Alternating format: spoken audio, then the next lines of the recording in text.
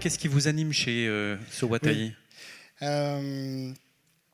Ça a été en clair un peu dit, je vais faire peut-être une rapide synthèse, c'est que finalement, alors qu'il y a toutes ces technologies qui existent encore aujourd'hui, le quotidien de beaucoup de managers, d'employés, c'est encore hyper fastidieux. Et donc les trois exemples qu'on a en tête, c'est qui est un peu notre triptyque, et les trois grands personas auxquels on s'adresse quand on déploie notre solution. Premièrement, les utilisateurs, donc des candidats, des clients, des employés. Le problème, c'est que c'est encore souvent trop long et trop compliqué. Faut remplir des formulaires, faut créer un profil. J'attends simplement ma livraison. On m'a dit que c'était entre 8h et 17h. Ah oui, super. Donc c'est encore beaucoup trop compliqué finalement, quel que soit le processus. Côté manager, on est, je pense, tous confrontés à ça. Tout le monde nous demande plein de choses. En multicanal, sur Slack ou Teams, en email, en SMS, en WhatsApp, SMS, etc. Et tout le monde veut une réponse tout de suite parce que c'est hyper important. Et donc ça crée des gros problèmes de productivité parce que non, tout n'a pas à être traité tout de suite. Et puis le troisième point, les décideurs, comme les trois personnes, et merci bien sûr à vous trois, Julie, Sylvain, Henri, pour vos petits mots, même si j'avais forcément une petite idée de ce que vous alliez dire, j'apprécie vraiment votre présence et ce que vous avez pu témoigner, donc voilà, un grand merci. Pour vous, décideurs, on l'a vu tout à l'heure, c'est que souvent, quand on discute avec des membres de Codir, c'est quelles sont les données que vous avez pour prendre des décisions. Et les réponses, c'est soit on n'en a pas, ou alors c'est compliqué quand on demande à nos équipes de nous consolider un fichier pour qu'enfin on ait des chiffres pour pouvoir se dire où est-ce qu'on en est, qu'est-ce qu'on va faire. C'est dingue. Donc ce qui nous anime, c'est répondre à ces trois problèmes, à ces trois types de personnes, et le triptyque, si on ne l'adresse pas ensemble, on ne réussit pas. Et donc ce que l'on fait chez Sowatai pour répondre à ça, c'est tout simplement plus de simplicité côté utilisateur, d'où l'IA conversationnelle, plus de fluidité, plus de personnalisation dans la discussion. Et donc, parce que c'est plus facile, on répond et on a plus de volume, que ce soit des clients ou des candidats. Côté manager, le résultat des conversations analysées, triées, hiérarchisées, c'est une to-do list pour adresser vraiment ce qui compte tout de suite et pas l'urgence d'un collègue qui me demande un truc maintenant. Donc, plus de productivité. Et puis pour les décideurs, c'est justement comme on a collecté beaucoup de données de par ces conversations côté utilisateur et où la manière dont les décisions sont prises côté manager, on arrive à fournir des tableaux de pilotage, un outil BI hyper granulaire sur ce qui se passe dans les process. Et donc là où les décisions de pilotage de budget ou de temps de traitement de telle ou telle étape du process fait que on sait là où il faut mettre des ressources pour faire améliorer l'organisation. Voilà, j'étais un peu long. Mais en conclusion, c'est dialoguer pour mieux décider à tous les niveaux. Et d'où notre nouveau nom, puisque donc jusqu'à il y a peu, on était encore Unique AI. Maintenant, pour que tout le monde le sache, on est Sowatai. Et le sens de ce rebranding, c'est justement pour porter le champ du questionnement, le champ du dialogue au service de la décision. J'entendais dans les différents témoignages qu'on a entendus tout à l'heure, une culture client très très forte, je trouve très anglo-saxonne ou asiatique. Oui, alors c'est vrai, donc tout ça c'est né à San Francisco, où j'ai vécu 6 ans, et où très clairement ça m'a changé personnellement d'être là-bas, et qui a fait naître l'entreprise aussi, mais c'est le fait qu'il n'y a jamais de temps à perdre. Le sens du coût d'opportunité qu'on a peu en France ou en Europe, c'est-à-dire que vraiment là-bas, on sent que tout le monde est en compétition et les entreprises sont en compétition, et donc il y a une nécessité d'agir vite et donc de décider. Ce qu'on a beaucoup moins quand même ici. Et donc oui, ça se retrouve culturellement dans la manière dont on travaille en interne et la manière dont on essaie d'exécuter ça dans la plateforme au service des clients. Et alors, sur le décider, quelles décisions finalement vous adressez avec la plateforme? On a vu un exemple avec tes clients dans l'heure des témoignages, mais est-ce qu'il y a... Donc à ce stade, à l'aune des trois exemples, c'est principalement les processus RH et clients qu'on adresse. Maintenant, bien sûr, on a vocation à aller vers d'autres processus au regard des demandes qui sont exprimées. Si on fait un petit focus sur ces deux exemples, sur ces deux parcours RH et clients, premièrement, sur la partie RH, Alors, je ne vous déroule pas tout en détail, mais grosso modo, on commence par l'assistant recrutement. Comme on a eu l'exemple avec Henri, c'est sourcer, qualifier, organiser les entretiens. Ensuite, pré-embauche, c'est ce qui s'apprête à être déployé avec nos partenaires d'Everial, dont vous aurez une présentation tout à l'heure. La partie pré-embauche, collecte, authentification des documents, constitution du dossier du collaborateur, signature du contrat de travail, envoi par API dans le logiciel de paye. Ensuite, onboarding, suivi du parcours d'intégration pour s'assurer qu'il se passe bien comme il devrait se passer. Et en particulier dans des très grandes organisations où l'équipe RH elle peut pas être derrière tout le monde. Et donc, comment est-ce qu'on fait pour être quand même un peu derrière tout le monde? C'est l'assistant RH qui fait ce travail. Pulse and feedback, c'est capter la satisfaction employée, les volontés de mobilité, le niveau d'engagement collaborateur, puis l'offboarding. Pourquoi tu pars? Pourquoi maintenant? Qu'est-ce que tu vas faire après? Est-ce que tu veux rester en contact avec nous? Et modulo ce consentement, l'assistant ancien employé, alumni, pour garder un lien avec les anciens collaborateurs qui le souhaitent. Et en général, c'est vous aussi avec les bons anciens collaborateurs avec qui vous voulez certains garder un lien, mais ça d'une manière systématique et à grande échelle.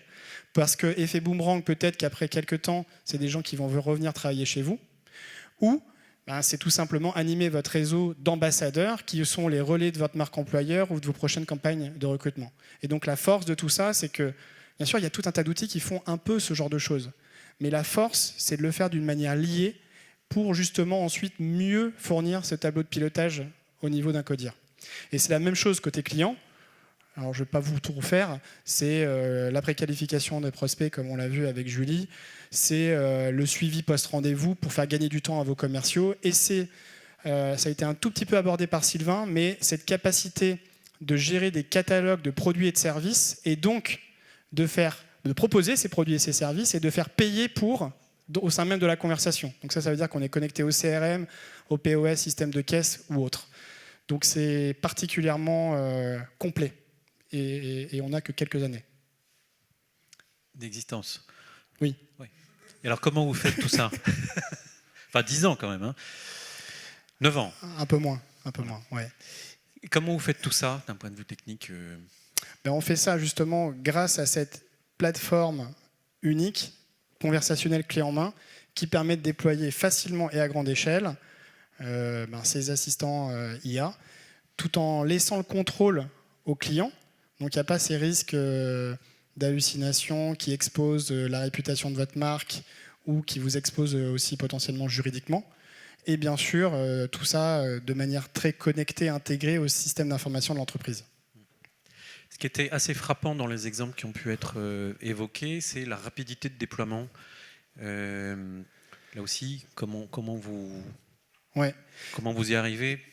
C'est ce sur quoi on a mis l'accent. Alors, je ne vais pas rentrer dans tous les détails techniques et sans doute viendra la question de mais c'est quoi la différence avec un chat GPT? On regardera ça plus tard. Mais ce sur quoi on a voulu mettre l'accent, c'est rendre cette technologie d'IA conversationnelle accessible et déployable à grande échelle. Et donc, pour prendre un exemple, donc vous avez compris, nous, c'est de 1 à N assistants, c'est quelques semaines de durée de déploiement. Et ça ne vous demande pas d'avoir des équipes techniques, c'est-à-dire des développeurs ou des data scientists pour déployer ça. L'exemple qu'on va prendre par rapport à nous, c'est N26. Je ne sais pas si vous connaissez, c'est la néobanque allemande, 5 millions de clients dans le monde, c'est une très grosse boîte, très sérieux. Ils ont fait le même choix de modèle de traitement du langage que nous, à l'époque, sauf qu'ils ont décidé de ne pas passer par une plateforme comme nous, parce qu'on n'existait pas encore vraiment. Ils ont décidé de le faire en interne. Donc eux, ils ont embauché 3 développeurs, 2 data scientists. Ça leur a pris 6 mois, et ça, c'est pour déployer un assistant. Donc je vous laisse imaginer, quand on a vu tout à l'heure sur des parcours où, par exemple, j'en sais rien, on a 10 fonctions dans l'entreprise, 3 niveaux hiérarchiques, on déploie 5 assistants RH, 10 fois 3 fois 5, ça fait 150 assistants. Si pour 150 assistants, vous devez recruter 5 personnes, pour faire simple, 5 fois 100 cas par an, et encore, je suis gentil, fois 6 mois, en termes de coûts et en termes de délai, c'est colossal. Donc on est une machine à industrialiser, à déployer des assistants IA au service des clients. Est-ce que ça veut dire que vous pouvez intégrer, déployer finalement tout type d'assistant conversationnel d'IA? Alors oui et non.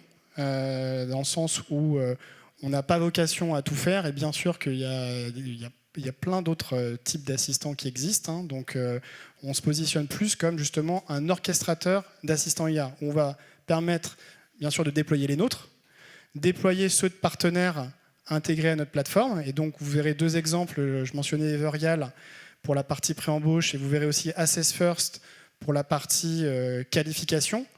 2 super exemples. Et donc nous on se positionne comme voilà, un peu un assembleur entre les nôtres, les leurs, voire même peut-être les vôtres, que vous avez vous-même déployé sur du ChatGPT ou du Copilot en interne. L'enjeu, c'est cet assemblage. Voilà. Le profil des clients que tu recherches, parce qu'il y en a peut-être dans la salle. Alors, ouais, c'était pas la question comme ça, mais tu m'as eu là. Donc forcément, de par le côté capacité à déploiement à grande échelle, c'est plus naturellement des grandes structures avec lesquelles on a commencé à travailler. Maintenant, on voit déjà depuis à peu près 18 mois qu'on a de plus en plus de plus petites structures qui font appel à nous. Je pense à un réseau de crèches Tom et Josette, ou à certains hôpitaux, certains EHPAD de manière unitaire. Donc c'est des beaucoup plus petites structures avec les exemples qu'on a vus tout à l'heure. Et tout simplement parce qu'ils ont les mêmes besoins. Et donc on a adapté aussi la plateforme pour la rendre encore plus simple pour des structures qui ont encore moins de personnes pour savoir comment déployer ce genre de solutions à leur service.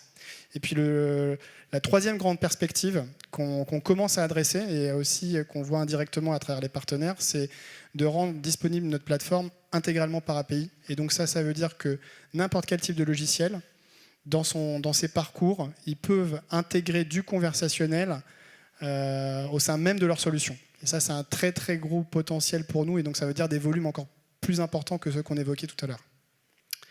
Super. Comment tu vois l'avenir de SOWAT AI ? Eh bien, on va revenir sur le fameux triptyque. Utilisateur, manager, décideur, c'est les personas qu'on sert. Sur les utilisateurs, encore aller plus loin sur cette capacité à adresser des encore plus gros volumes au service des clients. Donc ça veut dire des nouveaux canaux de messaging. Je vous donne 2 exemples pour cette année pour nous. Le premier, c'est RCS. Je ne sais pas si ça vous parle. C'est vraiment le futur du SMS qui est déjà en cours. C'est une autre manière de le dire, c'est l'expérience que vous avez dans WhatsApp au sein même de l'application mobile SMS. Tout le monde n'utilise pas forcément WhatsApp. Tout le monde a l'application SMS sur son téléphone. Ça va être un énorme changement pour les marques d'un point de vue marketing et également d'un point de vue RH. Donc ça, on était déjà sur le sujet depuis des années, mais il n'était pas prêt. Maintenant, Apple a intégré ça dans les iPhones cette année, depuis iOS 18. Donc ça, c'est le premier grand exemple. Le deuxième, c'est les nouveaux formats publicitaires type click to WhatsApp. C'est-à-dire qu'on clique sur la publicité Meta, et en fait, on est immédiatement redirigé sur WhatsApp, et c'est l'assistant conversationnel connecté à la publicité, voire même au type de personnes ciblées de la publicité qui se déclenche. Voilà, il y a plein d'autres choses, mais c'est les 2 grands exemples. Sur la partie manager, c'est aller encore plus loin dans la capacité à gérer et à modifier le contenu des assistants pour justement aider les clients parce que oui, ça demande beaucoup de travail. Et donc nous-mêmes, on va utiliser l'IA générative intégrée à notre plateforme pour aider les clients à gérer le contenu.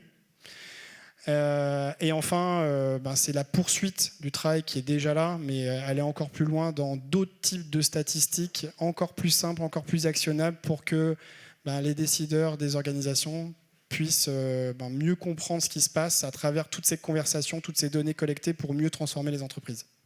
SOWAT opère en France, mais ailleurs aussi ? Oui, alors effectivement, ayant démarré aux États-Unis, l'histoire du Covid, je vous ai peint les détails, m'a ramené en France d'une manière un peu par surprise. Mais voilà, on a aussi présent à l'international. Il y a un grand client qui est sympa de nommer, c'est McDonald's en Amérique latine. C'est 3000 restaurants. Voilà, c'est notre grand client emblématique, on va dire hors de France. Mais et on a vocation, bien sûr, à accompagner nos clients. Petit clin d'œil, Henri, pas qu'en France, mais pour adresser 2000 points de vente dans le monde. Voilà, donc on est prêt, c'est ça le grand message. On est déjà prêt pour nos clients actuels et les futurs. Merci beaucoup.